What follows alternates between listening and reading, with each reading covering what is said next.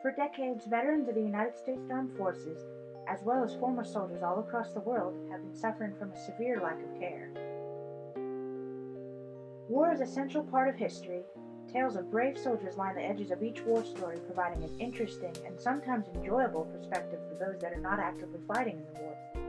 However, it is not often that soldiers' tales continue beyond war itself. What happens after the fighting is finished and everyone returns home?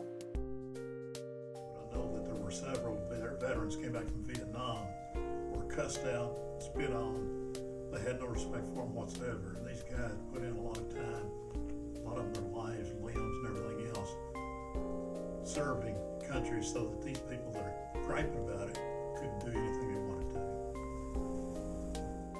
During their service time, a soldier is likely to suffer any one or numerous injuries, whether it be physical or mental.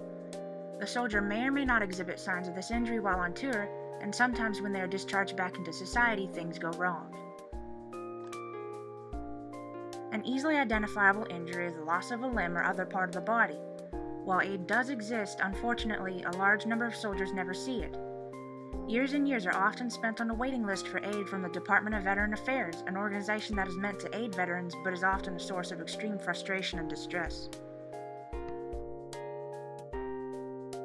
That have head trauma, physical trauma, loss of limbs, that are not being supported with the Veterans Association or the administration, and there were so many of them and still are waiting in line so long to get help at these VA clinics.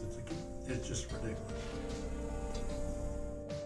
Nearly all soldiers who find themselves in need of aid are mentally traumatized, physically disabled, homeless, or a combination of the three, and become unable to help themselves despite making attempt after attempt, year after year.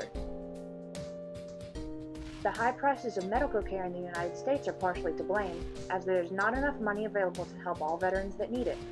Sometimes a veteran who manages to find his or herself in the hospital and receiving care will be prematurely forced out due to lack of funds on their part and an inability of the hospital to continue serving them. I really feel like physical injuries receive more help than the mental injuries, because the fact that a lot of them, they don't know what the problem is, don't know how to fix it, and they really don't seem like they're too worried about it. Well, if they would support the veterans through the laws in the United States Congress, that would be a big help.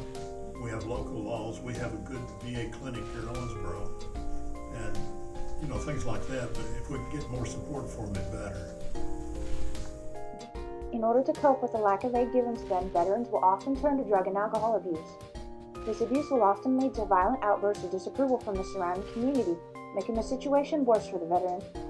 A leading cause of substance abuse is PTSD, or post-traumatic stress disorder. An extremely common disorder among veterans, it was officially recognized in 1980 with the help of Besser van der Kolk, a top researcher in veteran care.